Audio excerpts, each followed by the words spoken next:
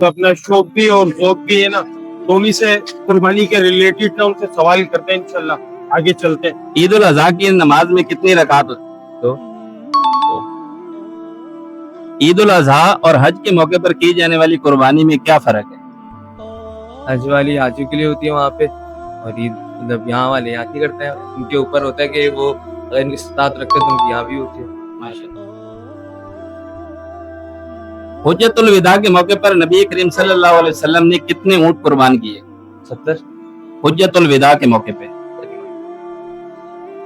इसका जवाब इंशाल्लाह पब्लिक दे देगी कमेंट सेक्शन के अंदर ना।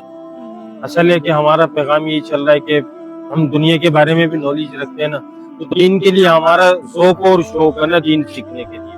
तो इसके लिए आप पब्लिक को क्या कहना चाहेंगे? दिल को क्या कहना चाहेंगे? दिल खोल के कुर्बान करें, अल्लाह की राह में कुर्बान करना। जल्दी में थी तब